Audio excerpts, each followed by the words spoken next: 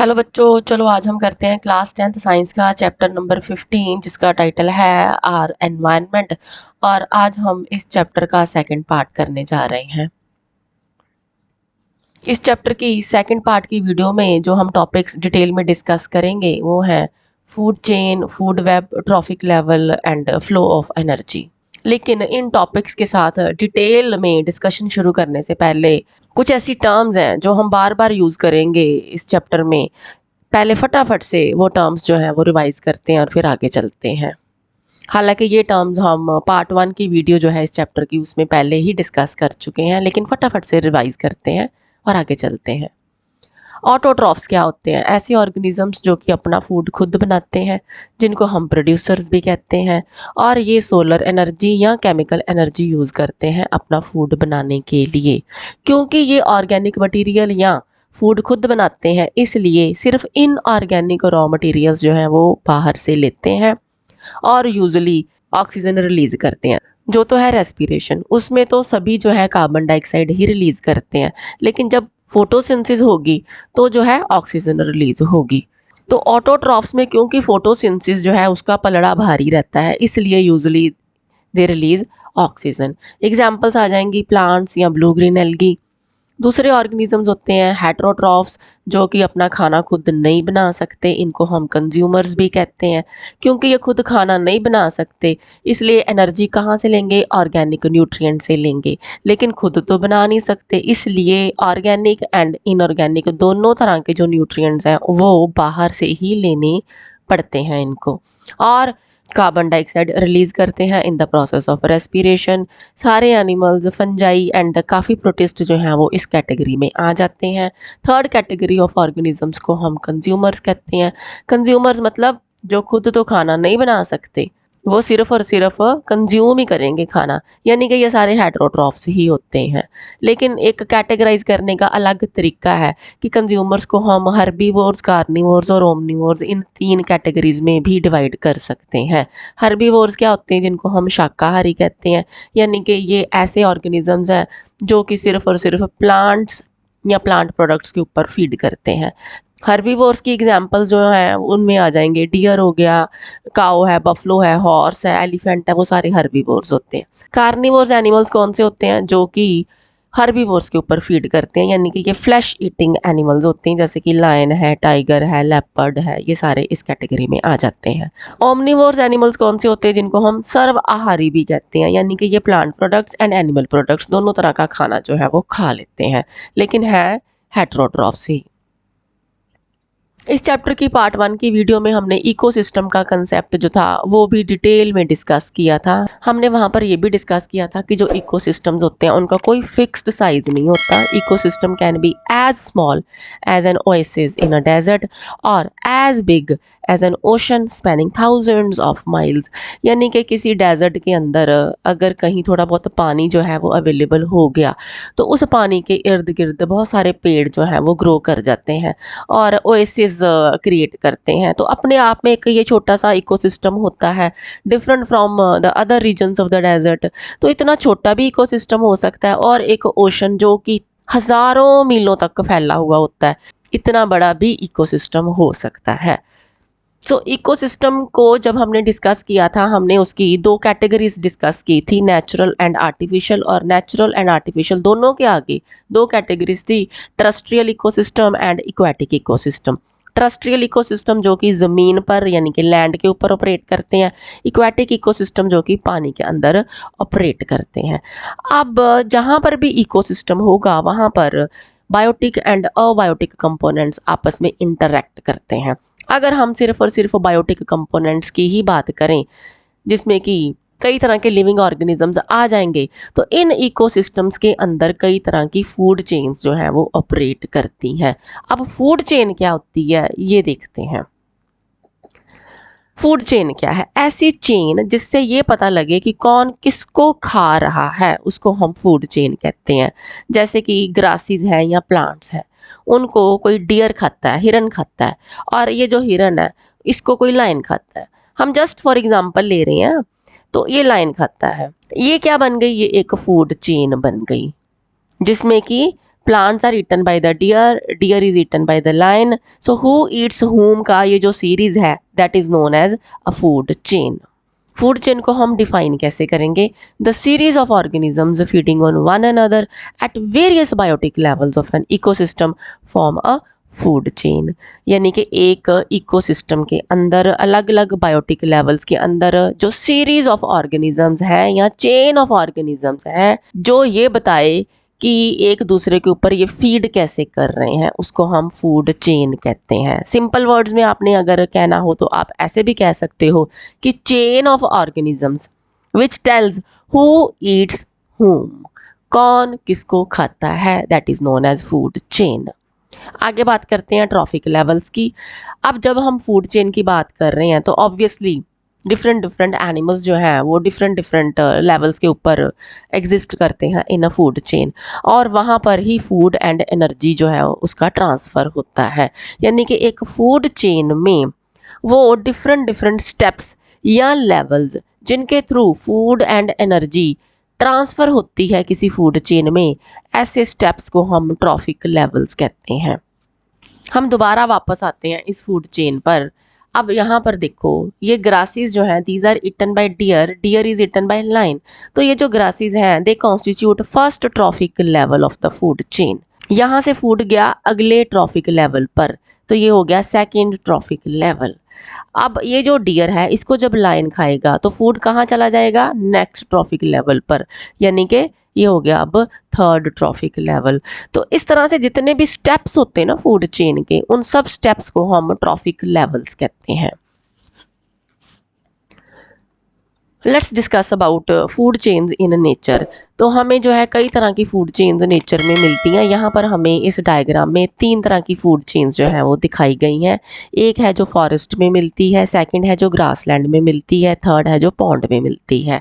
ये पहली वाली जो है ये फॉरेस्ट में मिलने वाली फूड चेन है, जिसमें जो प्लांट्स हैं उनको डियर खाते हैं, और ये जो डियर है इनको कोई भी लायन या टाइगर खा जाता है। तो ये एक सिंपल 3 स्टेप फूड चेन यहाँ पर हमें दी गई है। ये जो सेकंड वाली फूड चेन है ये है फूड चेन इन ग्रासलैंड। तो ग्रासेस हैं, ग्रासेस के ऊपर कई तरह के इंसेक्ट्स यानी कि कीड़े मकोड़े जो हैं वो फीड करते हैं। इन कीड़ों मकोड़ों के ऊपर कोई फ्रॉग्स जो हैं वो फीड कर सकते हैं। इन फ्रॉग्स को कोई स्नेक्स खा सकते हैं, और इन स्नेक्स को आगे कोई हॉक्स या पीकॉक खा सकते हैं। तो ये जो है एक ग्रासलैंड में ऑपरेट करने वाली फूड चेन यहाँ पर दी गई है। थर्ड फूड चेन जो है ये पॉन्ड में मिलती है, जिसमें कि जो एक्वाटिक प्लांट्स हैं या जो फाइटोप्लैंक्टन्स हैं उनके ऊपर जू प्लैंक्टन्स फीड करते हैं। जू प्लैंक्टन्स के ऊपर कोई फ़िश जो है वो फीड करती हैं। हो सकता है कि इनके ऊपर कोई छोटी फ़िश फीड करे, और छोटी फ़िश जो है उसको फिर कोई बड़ी फ़िश भी खा सकती है। और ये जो फ़िश हैं इनको कोई फ़िश ईटिंग बर्ड्स जो हैं जैसे पेलिकन वगैरह ये भी खा सकते हैं। तो ये जो है ये भी अपने आप में एक एक्वाटिक फूड चेन है। लेकिन देखो ये तो पॉन्ड में मिलने वाली है ना। अगर हम बात करें ओशंस की तो कैसी होगी एक्वाटिक फूड चेन? देखो वहाँ पर ऐसी फूड चेन भी हो सकती है। ये देखो कितनी खतरनाक सी शार्क हमें यहाँ पर नज़र आ रही है। अब ये जो शार्क है ये पॉन्ड में तो मिलेगी नहीं, है ना, ये तो समंदर में मिलेगी, ओशंस में मिलेगी। तो एक्वाटिक फूड चेन बेसिकली तो पानी की फूड चेन है। कई तरह के ऑर्गेनिजम्स जो है इस फूड चेन में डिफरेंट डिफरेंट स्टेप्स जो हैं या ट्रॉफिक लेवल्स जो हैं वो पोजेस करते हैं। लेकिन हम एक एग्जांपल ले लेते हैं सिंपल सी फूड चेन की, जिसमें जो फाइटोप्लैंक्टन्स हैं ये जू प्लैंक्टन्स का खाना बनते हैं। अब ये फाइटोप्लैंक्टन्स होते क्या हैं? देखो जैसे टेरेस्ट्रियल इकोसिस्टम में प्लांट्स होते हैं जो कि सोलर एनर्जी या सनलाइट को ट्रैप करके फूड में कन्वर्ट करते हैं, यानी कि सोलर एनर्जी को केमिकल एनर्जी में कन्वर्ट करते हैं। इसी तरह से जो वाटर बॉडीज़ हैं उनके सरफेस के ऊपर प्रोड्यूसर्स एग्जिस्ट करते हैं। तो ये पानी के प्रोड्यूसर्स हैं जो कि सोलर एनर्जी को ट्रैप करके फूड सिंथेसाइज करते हैं। तो टेरेस्ट्रियल इकोसिस्टम में हम इनको प्लांट्स कह देते हैं जो अलग फॉर्म्स में मिलते हैं, लेकिन पानी के सरफेस के ऊपर फाइटोप्लैंक्टन्स की फॉर्म में प्रोड्यूसर्स जो है वो एग्जिस्ट करते हैं, और मेजर पार्ट ऑफ सनलाइट को फाइटोप्लैंक्टन्स जो है वो ट्रैप करते हैं। तो ये जो फाइटोप्लैंक्टन्स है इनके ऊपर जू प्लैंक्टन्स यानी कि छोटे छोटे से ये जो है ऑर्गेनिजम्स होते हैं जो इनके ऊपर फीड करते हैं। अब बहुत सारे जो जू प्लैंक्टन्स हैं वो खाना बनते हैं स्मॉल फिश का, और स्मॉल फिश जो है ये खाना बनती हैं बिग फिश का, जैसे कि शार्क हो गई या और बहुत सारी बिग फिश होती हैं। तो ये एक सिंपल सी 4 स्टेप इक्वेटिक फूड चेन है। जस्ट फॉर एग्जांपल आप एक एक्टिविटी करके देख सकते हो कि आप इमेजिन करो different different types of aquatic organisms और बनाओ फिर ज़रा 2-3 तरह की इक्वेटिक फूड चेन्स। करो ज़रा प्रैक्टिस। लेकिन जो फूड चेन है वो चाहे टेरेस्ट्रियल फूड चेन हो चाहे वो इक्वेटिक फूड चेन हो, जो एनर्जी है ना वो मेनली हमें मिलती है सन से, और फिर आगे फूड चेन के अंदर एनर्जी जो है वो ट्रैवल करती है। कैसे करती है ट्रैवल वो भी देख लेते हैं। देखो, sunlight is the main source of energy. ये जो सनलाइट है इसको प्रोड्यूसर्स जो है वो फिक्स करते हैं या ट्रैप करते हैं और कन्वर्ट कर देते हैं इसको केमिकल एनर्जी की फॉर्म में, क्योंकि ऑर्गेनिक मटेरियल्स यहाँ पर बन जाते हैं। किसी भी फूड चेन में जो फर्स्ट ट्रॉफिक लेवल होता है ना, that is possessed by producers only. अब ये जो प्रोड्यूसर्स हैं इनको हर्बीवोर्स खाते हैं, इन हर्बीवोर्स को कार्निवोर्स खाते हैं, कार्निवोर्स को फिर कोई और भी टॉप कार्निवोर्स खा सकते हैं। लेकिन अगर हम बात करें एनर्जी की, एनर्जी आई कहाँ से? सनलाइट से आई। प्रोड्यूसर्स ने ट्रैप किया इस सोलर एनर्जी को, और उसके बाद ये जो एनर्जी है वो फूड चेन के अंदर from first trophic level to second, second to third, third to fourth ऐसे ट्रैवल करेगी। यानी कि फ्लो ऑफ एनर्जी हमेशा एक ही डायरेक्शन में होता है, यूनी डायरेक्शनल होता है। ये नहीं है कि टॉप कार्निवोर से एनर्जी जो है वो वापस हर्बीवोर्स में आ जाएगी, ये नहीं हो सकता, या हर्बीवोर से वापस प्रोड्यूसर्स में आ जाएगी, ये नहीं हो सकता। एनर्जी एक बार फूड चेन में एंटर कर गई तो वो एक ही डायरेक्शन में ट्रैवल करती है, फ्लो करती है from first trophic level to second, second to third, third to fourth, और अगर इसके ऊपर कोई और भी ट्रॉफिक लेवल्स हैं तो फिर ये आगे चली जाएगी। So energy never comes back, ये इसका फ्लो हमेशा यूनी डायरेक्शनल ही रहता है। अब एक और इम्पॉर्टेंट बात ये हुई कि सनलाइट जो है that is the main source of energy. तो अब आप ये सोचो कि क्या सारी सनलाइट जो है उसको प्रोड्यूसर्स ट्रैप कर लेते हैं? नहीं करते।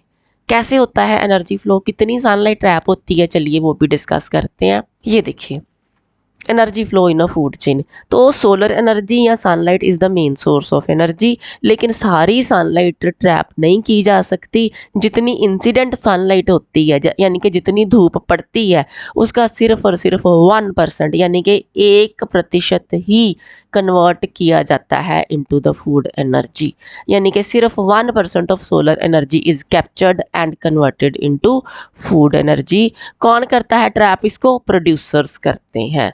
तो प्लांट्स हो गए या फाइटोप्लैंक्टन्स हो गए, ये प्रोड्यूसर्स होते हैं, ये ट्रैप करते हैं सोलर एनर्जी को, और फिर प्रोड्यूसर्स के थ्रू ये जो एनर्जी है ये फूड चेन में एंटर कर जाती है।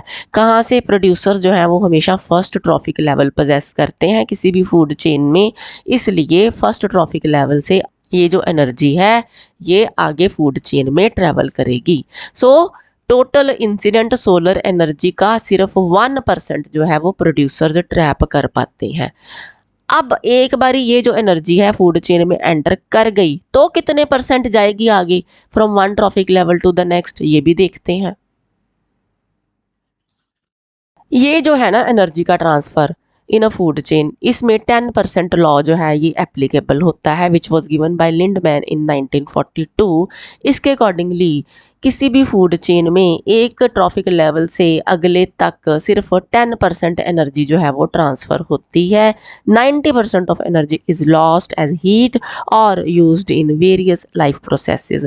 यानी कि जो लिविंग ऑर्गेनिज्म है, कोई एनिमल है, उसकी बॉडी हीट की फॉर्म में या उसके अंदर चलने वाली लाइफ प्रोसेसेस जैसे कि रेस्पिरेशन हो गई, एक्सक्रीशन हो गई, सर्कुलेशन हो गई, इस तरह की कई लाइफ प्रोसेसेस हैं जो लिविंग ऑर्गेनिजम्स के अंदर चलती रहती हैं। इन लाइफ प्रोसेसेस को मेंटेन करने के लिए 90% एनर्जी जो है वो यूज़ हो जाती है। अगर आपको ये लाइफ प्रोसेसेस के बारे में डिटेल में वीडियो देखनी हो तो इस चैनल पर आपको लाइफ प्रोसेसेस की भी वीडियोस जो हैं वो मिल जाएंगी, आप अपनी चॉइस की वीडियो देख सकते हो।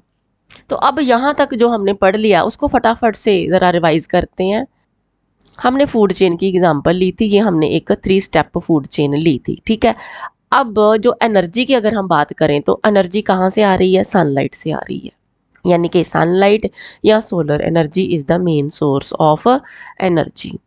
जितनी सनलाइट इंसिडेंट हुई उसका सिर्फ 1% जो है वो प्लांट्स ने या प्रोड्यूसर्स ने ट्रैप किया, और ये जो एनर्जी है ये फर्स्ट ट्रॉफिक लेवल पर पहुंच गई, और अब फर्स्ट ट्रॉफिक लेवल से ये फूड चेन में एंटर कर गई।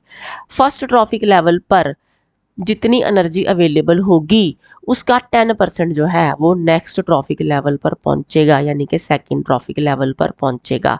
अब सपोज कर लो भी ये डियर है या हिरण है, इसके पास जितनी एनर्जी है इसका भी 90% जो है वो यूज़ हो जाएगा या लॉस्ट हो जाएगा। सिर्फ इसका 10% जो है ना वो नेक्स्ट ट्रॉफिक लेवल पर पहुंचेगा, यानी कि ट्रॉफिक लेवल थर्ड तक पहुंचेगा। इस तरह से क्या होता है भी जो एनर्जी है वो एक ट्रॉफिक लेवल से दूसरे ट्रॉफिक लेवल, दूसरे से तीसरे पर जाते हुए सिर्फ 10% ही आगे जाती है, 90% तो वेस्ट या यूज़ होती रहती है। चलिए अब हम ये डायग्राम देखते हैं ताकि हम flow of energy in an ecosystem और भी अच्छे से समझ सकें। अब देखो जो हमारी फूड चेन है या ट्रॉफिक लेवल्स हैं, सन उसका हिस्सा तो होता नहीं, हमने सन को साइड पर रखा है। अब सन से हमें जो है सनलाइट या सोलर एनर्जी मिलती है, और जितनी भी इंसिडेंट सनलाइट होती है या सोलर एनर्जी होती है उसका 1% जो है वो प्रोड्यूसर्स जो है वो ट्रैप करते हैं। यानी कि ये जो सोलर एनर्जी है इसको केमिकल एनर्जी की फॉर्म में ट्रैप कर लिया जाता है, और ये जो ट्रॉफिक लेवल 1 है अब यहाँ पर एनर्जी पहुँच गई, यानी कि हमारी फूड चेन में एंटर कर गई। मैक्सिमम एनर्जी कहाँ होती है? ट्रॉफिक लेवल 1 पर ही होती है, प्रोड्यूसर्स में। अब इन प्रोड्यूसर्स को प्राइमरी कंज्यूमर खाएंगे तो होगा क्या कि 90% एनर्जी जो है वो तो वेस्ट हो जाएगी, सिर्फ 10% जो है वो नेक्स्ट ट्रॉफिक लेवल तक पहुंचेगी। जितनी एनर्जी प्राइमरी कंज्यूमर्स के पास अवेलेबल है उसका सिर्फ 10% जो है वो नेक्स्ट ट्रॉफिक लेवल यानी कि सेकेंडरी कंज्यूमर्स तक पहुंचेगा, और उस एनर्जी का सिर्फ 10% नेक्स्ट ट्रॉफिक लेवल तक पहुंचेगा। इट मीन्स कि फर्स्ट ट्रॉफिक लेवल से सेकंड में एनर्जी कम पहुंची है, सेकंड ट्रॉफिक लेवल से थर्ड तक उससे भी कम पहुंची है, थर्ड से फोर्थ तक उससे भी कम पहुंची है। इसीलिए देखो यहाँ पर अगर हम साइज ऑफ द ब्लॉक की बात करें तो हमने फर्स्ट ट्रॉफिक लेवल को सबसे बड़ा बनाया है, सेकंड ट्रॉफिक लेवल उससे छोटा, और इसी तरह से third and fourth and fifth trophic level और छोटे, यानी कि एनर्जी कम होती चली जा रही है। इसको इस तरह से रिप्रेजेंट किया गया है। क्योंकि सिर्फ 10% आगे एनर्जी पहुंच रही है तो जब तक फोर्थ ट्रॉफिक लेवल आता है एनर्जी बहुत कम हो जाती है। इसीलिए ज़्यादातर फूड चेन्स जो हैं वो 3 या 4 स्टेप फूड चेन्स ही होती हैं, यानी कि नेचर में आपको ज़्यादातर 3 to 4 स्टेप फूड चेन्स ही मिलती हैं, क्योंकि फोर्थ ट्रॉफिक लेवल के बाद इतनी एनर्जी अवेलेबल नहीं होती कि वो और ट्रॉफिक लेवल्स को सपोर्ट कर सके। सो बहुत रेयर ही केसेस में आपको 4 से ज़्यादा स्टेप्स वाली फूड चेन्स जो हैं वो नेचर में मिलती हैं। चलिए फूड चेन्स के जितने मर्जी स्टेप्स हों, लेकिन फ्लो ऑफ एनर्जी की जो डायरेक्शन है वो क्या है? यूनी डायरेक्शन, यानी कि डायरेक्शन हमेशा first trophic level to second, second to third, third to fourth, इस तरह से ट्रेवल करती है। कभी भी एनर्जी जो है वो वापस नहीं आएगी। ये नहीं कि फोर्थ ट्रॉफिक लेवल से थर्ड में वापस आ जाएगी, नहीं, डायरेक्शन यही रहेगी from 1 to second to third to fourth to fifth trophic levels, यानी कि एक ही डायरेक्शन में एनर्जी जो है वो फ्लो करती है। अगर आप ये जो डायग्राम है हमारे पास, इसको एक लाइन जो है वो इस साइड पर भी लगा दो और एक लाइन जो है वो इस साइड पर भी लगा दो, तो आपको एक पिरामिड टाइप की जो स्ट्रक्चर है ना वो मिल जाएगी, जिसको हम इकोलॉजिकल पिरामिड कहते हैं, जो कि कुछ इस तरह से नज़र आएंगे। अब देखो जो पिरामिड्स हैं उनका जो बॉटम है यानी कि जो बेस है वो हमेशा सबसे ज़्यादा ब्रॉड होता है। क्यों? क्योंकि प्रोड्यूसर्स होते हैं, तो मैक्सिमम एनर्जी जो है वो प्रोड्यूसर्स के पास यानी कि फर्स्ट ट्रॉफिक लेवल पर ही अवेलेबल होती है। जैसे जैसे ट्रॉफिक लेवल बढ़ते जा रहे हैं, देखो टेपर करी जा रहा है ना इसका शेप, यानी कि एनर्जी कम होती चली जा रही है। अब देखो टॉप तक पहुँचते पहुँचते एनर्जी और भी कम होगी, देखो कितना टेपर हो गया है ना। इट मीन्स कि from first trophic level to second to third to fourth energy जो है वो कम अवेलेबल होती है, क्योंकि सिर्फ 10% एनर्जी ही आगे नेक्स्ट ट्रॉफिक लेवल्स तक जाती है। अब क्वेश्चन कैसे आएंगे इसमें से? देखो इस तरह के क्वेश्चंस आ सकते हैं कि in the given ecological pyramid what does x and Z stand for. तो ये हमें एक पिरामिड दिया है, सेंटर में लिखा है प्राइमरी कंज्यूमर, और यहाँ पर एक्स और जेड किस चीज़ के लिए स्टैंड करते हैं ये हमने बताना है। तो इसमें 3 स्टेप फूड चेन जो है ना वो दिखाई गई है। तो चलिए हम एक इकोलॉजिकल पिरामिड इस टाइप का देखते हैं जिसमें कि 3 स्टेप्स हों और हम एक्स और जेड क्या होते हैं यानी कि इसका आंसर फाइंड आउट करते हैं। देखिए ये हमारे पास एक 3 स्टेप इकोलॉजिकल पिरामिड है। देखो फर्स्ट जो लेवल होता है यानी कि फर्स्ट ट्रॉफिक लेवल होता है उसमें तो हमेशा प्रोड्यूसर्स ही आएंगे, ठीक है ना। और सेकंड ट्रॉफिक लेवल पर हमें क्या गिवन है, प्राइमरी कंज्यूमर्स गिवन है। अगर यहाँ पर प्राइमरी कंज्यूमर है तो ऑब्वियसली इसके नेक्स्ट ट्रॉफिक लेवल पर सेकेंडरी कंज्यूमर्स ही आएंगे। तो हमारा आंसर क्या होगा फिर, एक्स जो है वो स्टैंड करेगा प्रोड्यूसर्स के लिए और जेड स्टैंड करेगा सेकेंडरी कंज्यूमर्स के लिए। सो एक्स जो है that stands for producers and Z stands for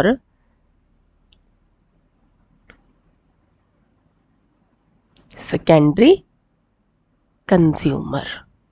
तो ये जो है हमारा आंसर हो गया।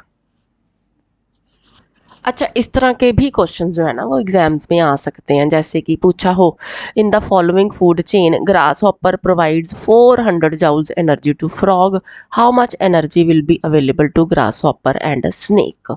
तो ये यहाँ पर हमें जो है एक 4 स्टेप फूड चेन दी गई है और ये बताया गया है कि ग्रास हॉपर से फ्रॉग तक 400 जूल्स एनर्जी जो है वो पहुंच गई है। गिवन क्या है, हमें गिवन है कि फ्रॉग के पास 400 जूल्स ऑफ एनर्जी जो है वो पहुंची है। देखो अगर फ्रॉग के पास 400 जूल्स एनर्जी है तो स्नेक के पास उसकी सिर्फ 10% ही पहुंचेगी यानी कि सिर्फ 40 जूल्स ही पहुंचेगी। और अगर फ्रॉग के पास 400 जूल्स पहुंची है इट मीन्स कि ग्रास हॉपर के पास 4000 जूल्स एनर्जी थी, इसीलिए उसका 10% यानी कि 400 जूल जो है वो फ्रॉग तक पहुंच पाया है, क्योंकि एक ट्रॉफिक लेवल से नेक्स्ट तक सिर्फ 10% ही पहुंचता है। तो इस तरह से भी आपको क्वेश्चन जो है वो एग्जाम्स में पूछे जा सकते हैं। इस तरह के क्वेश्चंस की हम एक और एग्जांपल ले लेते हैं। हमें एक इक्वेटिक फूड चेन दी गई है जिसमें कि फाइटोप्लैंक्टन्स जो है वो फर्स्ट ट्रॉफिक लेवल पर है, second trophic level is possessed by zooplanktons, third trophic level is possessed by small fish and then fourth trophic level is possessed by large fish. पूछा क्या है, in the given 4-step aquatic food chain large fish avails 5 joules of energy, give available energy at each trophic level।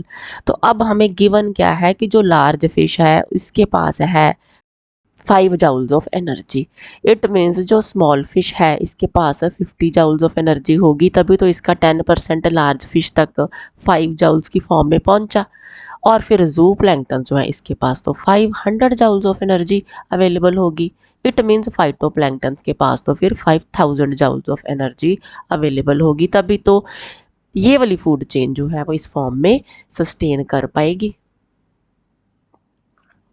अच्छा ये भी important question है, कई बार exams में आ जाता है, why food chain generally consist of 3 और 4 स्टेप्स ओनली। और ये हम पहले भी डिस्कस कर चुके हैं, है ना। क्यों, क्योंकि 10% का जो लॉ लगता है। Is it possible that the food chains have more than 6 steps, give reason. नहीं, है ना, 6 स्टेप से ज़्यादा फूड चेन्स नहीं होती, ज़्यादातर 3 या 4 स्टेप्स की ही फूड चेन होती हैं। क्यों, क्योंकि 10% लॉ के अकॉर्डिंगली ऑन एन एवरेज एक ट्रॉफिक लेवल से दूसरे ट्रॉफिक लेवल तक सिर्फ 10% एनर्जी ही पहुंचती है। So very little energy is available for the next level of consumers, इसीलिए ज़्यादातर फूड चेन्स 3 या 4 स्टेप्स की होती हैं। बियॉन्ड 4 स्टेप जो लॉस ऑफ एनर्जी है at each step is so great that very little usable energy remains after 4 trophic levels. तो इतनी कम हो जाती है कि ये एनर्जी जो है वो अगले ट्रॉफिक लेवल्स को ठीक से सपोर्ट नहीं कर पाती, इसीलिए ज़्यादातर 3 या 4 स्टेप की फूड चेन्स जो है वो हमें नेचर में देखने को मिलती हैं। अब हम बात करते हैं फूड वेब की। देखो फूड चेन तो हमने कर ली, हमने एक सिंपल एग्जांपल से स्टार्ट किया कि grass is eaten by deer and deer is eaten by lion. लेकिन ज़रूरी तो नहीं है भी जो ग्रास है उसको सिर्फ डियर नहीं खाना है, उसको काऊ भी खा सकती है, उसको बफलो भी खा सकती है, उसको एलिफेंट भी खा सकता है, उसको हॉर्स भी खा सकता है ना। डियर है तो ज़रूरी तो नहीं कि उसको लायन नहीं खाना, डियर को टाइगर भी खा सकता है, लेपर्ड भी खा सकता है, जैगुआर भी खा सकता है कि नहीं।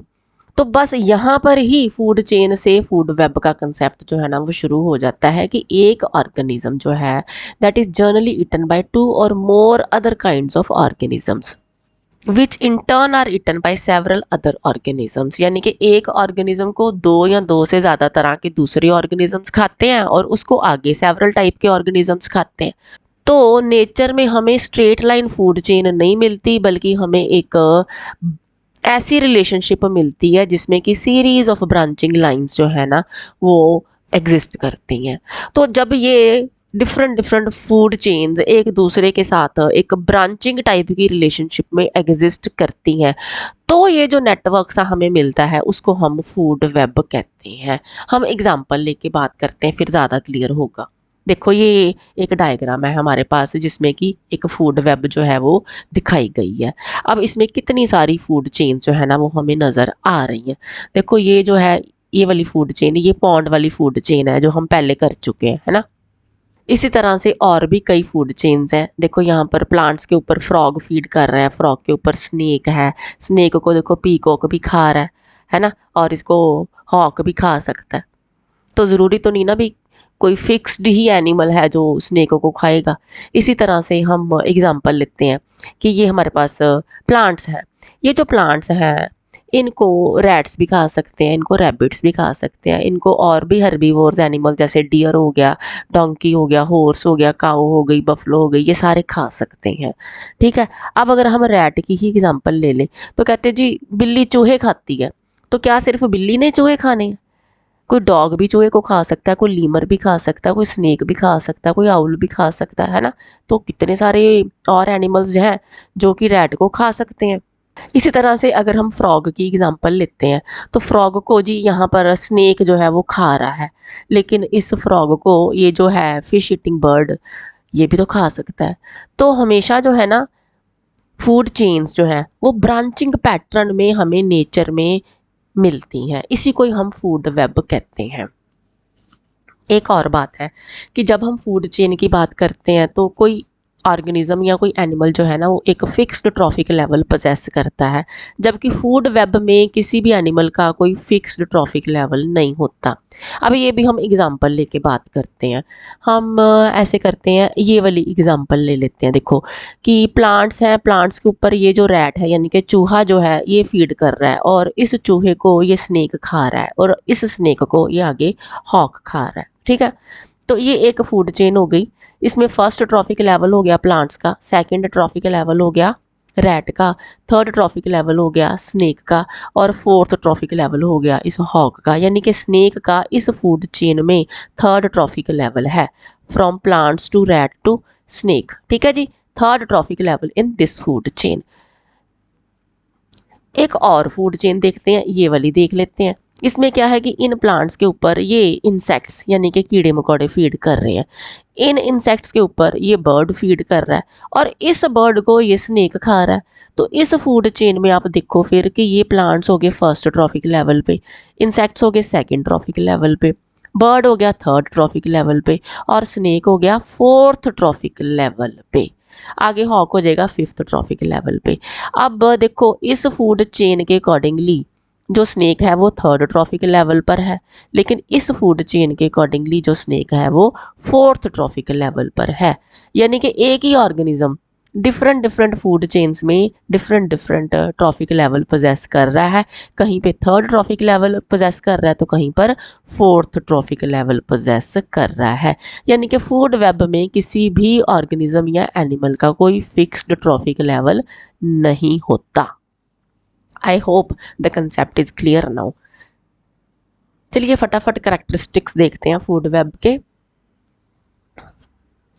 फूड वेब के अंदर कई फूड चेन्स जो हैं वो आपस में इंटरकनेक्टेड होती हैं। हमें कोई भी सिंगल स्ट्रेट फूड चेन नहीं मिलती, बल्कि एक नेटवर्क सा मिलता है।